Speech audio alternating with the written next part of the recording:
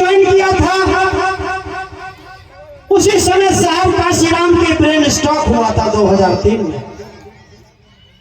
मुझको जानकारी मिली कि इस कारवा का मसीहा मान्यवर साहब काशीराम, जिन्होंने इस रुके हुए कर्मा को आगे बढ़ाने के लिए अपने दिमाग का इतना प्रयोग कर लिया, इतना प्रयोग कर लिया कि उसका दिमाग ही खत्म हो गया। उसी दिन मैंने इस कारवा को ज्वाइन किया। कुछ दिन के बाद पता चली, 3 साल के बाद, कि मान्यवर साहब काशीराम का परिनिर्वाण हो गया। हमारे बीच से चले गए बहन कुमारी मायावती जी ने हमको उसकी राख का और उनकी अस्थियों का रखवाली बनाया कि कोई साहब काशीराम की अस्थि को उठा के ना ले जाए। मैंने साथियों से कहा कि तुम क्या करोगे अस्थि का? तो उन्होंने कहा कि हम इस अस्थि को, इस राख को शीशे के अंदर सजा करके रखेंगे। जब कोई साथी बाहर से आएगा तो उसको बताएंगे कि ये साहब काशीराम की अस्थियां हैं। मैंने सम्मानित साथी, मेरी आंखें नम हो गई। मैंने आंखें नम होते हुए कहा, सोचा कि ये साहब काशीराम, कोई आदमी इतना बड़ा भी काम कर देता है कि जिसकी राख, इसकी अस्थियों के लिए लोग तरस जाते हो। अगर जयप्रकाश थोड़ा सा मुंह मोड़ ले तो यह काशीराम की राख नहीं बचेगी। अरे साहब काशीराम इतना बड़ा काम कर गए। प्रकाश ने साहब काशीराम की अस्थियों को अपने हाथ में उठा करके कसम खाई कि ऐ साहब काशीराम, तुम्हारी असली सपूत औलाद जयप्रकाश और उसके बेटे उस दिन कहलाएंगे। अगर तुमने सीएम दिया तो इस देश का प्रधानमंत्री बना करके देंगे हम आपको। उसी दिन मैंने कसम खाई कि साहब काशीराम के रास्ते पे चलना होगा, तब हम कुछ कर सकते हैं।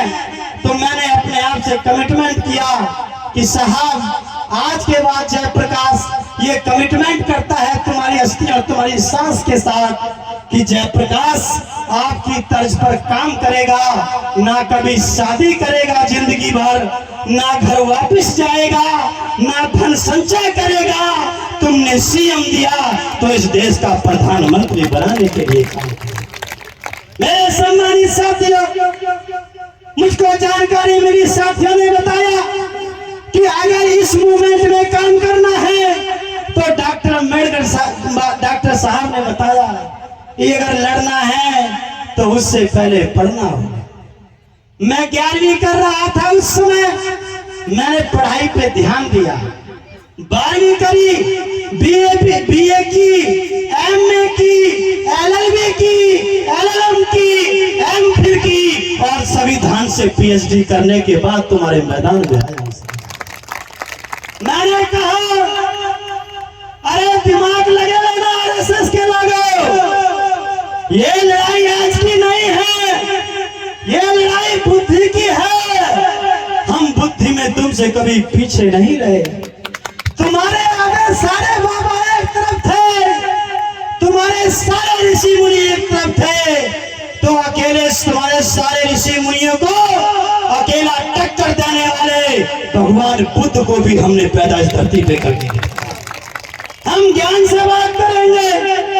अगर तुम संत की बात करते हो तो हमने संतों के संत श्रोमणी रविदास महाराज को भी इस धरती पे पैदा किया है। वो कहते हैं ये समाज अत्याचार से गहराई से। अरे मेरे सम्मानित साथियों, हमारा इतिहास पढ़ के देखो। अगर दबंगाई की बात की जाए तो जलियांवाले कांड के अंदर 6000 जाट, गुर्जर, यादव, लोधी, कुर्मी, पटेल और क्षत्रिय समाज के बच्चों की हत्याएं की थी। उसका बदला लेने के लिए किसी का खून नहीं खोला। अगर खून खोला तो इस समाज में पैदा होने वाले शहीद ऊधम सिंह का खून खोला, जिसने जनरल डायर को उसके घर में घुस के जाके गोली मारने की काम किया। हमसे बात करते, अरे समाज सुधार की बात करते हो तो हमने पढ़ाई के क्षेत्र में मौका मिला तो इस देश का नहीं इस दुनिया का सबसे विद्वान व्यक्ति बाबा साहब भी आप लोगों ने पैदा किया। अरे नेताओं की बात करते हो तो इस देश के नेताओं के नेता साहब काशीराम को भी आप लोगों ने पैदा किया। अगर एडमिनिस्ट्रेशन की बात करते हो तो इस उत्तर प्रदेश की मुख्यमंत्री बहन कुमारी मायावती को भी आप लोगों ने पैदा किया। परिस्थितियां कुछ भी हो सकती हैं, इसलिए मैं कहना चाहता हूं सम्मानित साथियों, मैं बाबा साहब के लिए कहना चाहता हूं निशाने नाम को बदनाम नहीं होने देंगे। बहुत हो गए हैं जुल्म, अब और नहीं होने देंगे। बाबा साहब तेरे पाक चरणों की कसम, तेरे संविधान को आंच नहीं आने देंगे। बाबा साहब ने जब संविधान बना के दिया था आज के दिन 26 नवंबर 1949 को, विरोधियों ने कहा था डॉक्टर अम्बेडकर संविधान तो बहुत अच्छा लिख दिया, लेकिन तेरे लोगों को हम संविधान सभा में, हम पार्लियामेंट में घुसने नहीं देंगे। बाबा साहब ने कहा सुनो, अरे तुम अगर इस संविधान को आज से भी कमजोर करने का प्रयास करोगे, आज से भी खत्म करने का प्रयास करोगे, तब भी तुमको खत्म करते करते 500 साल कम से कम लग जाएंगे। 500 साल लग जाएंगे। हमारे बीच में मान्यवर साहब काशीराम आए और संविधान बचाने वाले लोगों को पार्लियामेंट में पहुंचाने का काम किया। और साहब काशीराम ने कहा मैं इस मिशन मूवमेंट की जड़ इतनी मजबूत कर करके जा रहा हूं कि मनुवादी अगर इसको हिलाने का भी प्रयास करेंगे तो 5000 साल तक इस मूवमेंट की जड़ को हिला नहीं पाएंगे। ऐसे लोगों को सम्मानित साथियों आप लोगों ने पैदा किया। घबराने की जरूरत नहीं है। सब वो लोग क्या कर रहे हैं, ये नोटियाल साहब ने, हमारे डॉक्टर साहब ने और हमारे टंडन साहब ने, हमारे ये सब साथी आपको बताएंगे, विशाल गाजीपुरी, सपना बहुत साथी सब लोग आपको बताएंगे। मैं तो सिर्फ इतना कहना चाहता हूं कि हम तख्त भी बदल देंगे, हम ताज भी बदल देंगे। अरे तुम इस संविधान को क्या बदलोगे, उससे पहले हम तुम्हारी सरकार ही बदल देंगे। सरकार बदलेगी। हम पढ़े लिखे लोगों को, इंटेलेक्चुअल लोगों को, बुद्धिजीवी लोगों को, मिशनरी लोगों को तैयार कर रहे हैं। जब साहब काशीराम टूटी चप्पल पहन करके, बिना मड़गाड़ की साइकिल पे चल के, शमशान घाट के कपड़े पहन करके जब हमको सीएम दे सकते हैं, तो आज हम 25,000 रुपए का जूता पहनने वाला, आज स्कॉर्पियो फॉर्च्यूनर में चलने वाला। मेरे सम्मानित साथियों, औलाद 3 प्रकार की होती है, पूत, सपूत और कपूत। जो अपने माँ बाप के काम को ज्यों का त्यों बना करके रखता है, उसको कम नहीं होने देता है, धन संपत्ति कम नहीं होने देता है, तो उसकी माँ कहती है कि मैंने पूत को पैदा किया है। और जो अपने माँ बाप के काम को, उसकी विरासत को, उसके संस्कार को, उसके धन संपदा को, जो अपने को अपने से कम ना होने देने के बाद भी आगे बढ़ा देता है, उसे माँ कहती है कि मैंने सपूत पैदा किया है। और जो उसको बेच करके दारू पी जाता है, तो कहते हैं कि मैंने कपूत पैदा किया। हमको पूत नहीं बनना है, कपूत नहीं बनना है, हमें साहब काशीराम का सपूत बनना है। और इस कार्य को सम्मानित साथियों, हम बड़ी सूझबूझ के साथ, हम बड़े धैर्य के साथ इस पे स्टडी कर रहे हैं। हमें ये लड़ाई जोश के साथ, होश पर भी ध्यान रखना है। अगर हमने जोश के साथ होश खो दिया तो इस जोश का फायदा दुश्मन उठा करके ले जाएगा।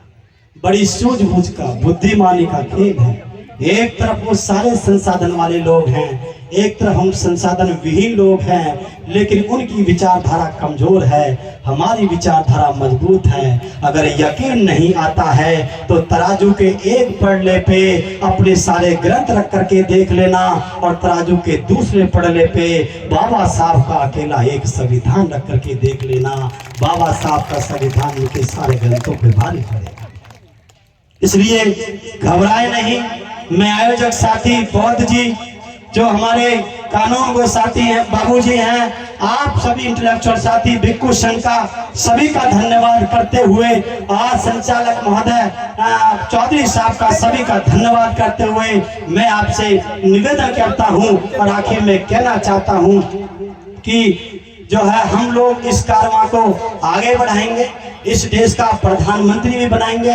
एक तरफ मेरा भीम था, दूसरी तरफ ये दुश्मन दुनिया सारी थी, लेकिन मेरे बाबा साहब का वो कुछ ना बिगाड़ सके, क्योंकि बाबा साहब की कलम दुश्मन की तलवार पर भारी थी। हम बुद्धि से काम लेंगे और ताकत के साथ। नौटियाल साहब हमारे साथ हैं। मैं तो कहता हूं नौटियाल साहब से एक बात कह के खत्म करना चाहता हूं। इंग्लिश में एक स्टेटमेंट है जो मैंने बहन जी को भी बोला था, बहन जी बहुत प्रभावित हुई थी। मैं चाहता हूं कि बहन जी ने बहुत काम किया है, लेकिन ये कारवां बहन जी के बाद भी चलना चाहिए। इस दुनिया में सबको जानना है। महापुरुष भी हमारे बीच से गए, विचारधारा छोड़ के गए, ये काम आगे बढ़ता रहे। तो मेरे सम्मानित साथियों, मैंने तो कहा कि to which I can do you can not, and to which you can do I can not, but when we are together we can do everything. जिसको मैं कर सकता हूं उसको आप नहीं कर सकते, और जिसको आप कर सकते हो उसको मैं नहीं कर सकता, लेकिन दोनों एक साथ मिल जाएं तो हम सब कुछ कर सकते हैं। सम्मानित, घबराए नहीं। बुद्ध ने कहा है कि मारने वाले से बचाने वाला बड़ा होता है। वो इस देश को खत्म करना चाहते हैं, बर्बाद करना चाहते हैं, तो हम इस देश को बचाना चाहते हैं। जीत हमेशा सच्चाई की होती है। सच्चाई परेशान हो सकती है, लेकिन पराजित नहीं हो सकती। आपका बहुत बहुत धन्यवाद। आप सभी साथियों को धन्यवाद करते हुए ये कार्यक्रम अभी और चलेगा। हमारी प्रस्तुति यहाँ पर आपकी होगी। मैं सभी का धन्यवाद करते हुए मैं भी यहीं बैठा रहूंगा। जब तक आप बैठे रहेंगे मैं भी यहीं बैठा रहूंगा। जब तक हम लोग बैठे हैं, आपसे भी निवेदन है, थोड़ा प्रोग्राम समाप्ति की तरफ हो रहा है, और ये साथी भी अपना कम समय में अपनी बात को रखेंगे। आप सभी साथियों का बहुत बहुत धन्यवाद। इसी के साथ मैं अपनी वाणी को विराम देता हूँ। जय भीम, जय भारत, जय भगत सिंह। धन्यवाद। बहुत बहुत साधुवाद आदरणीय साहब जी ने।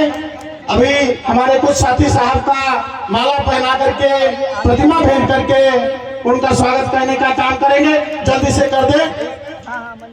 इसी कड़ी में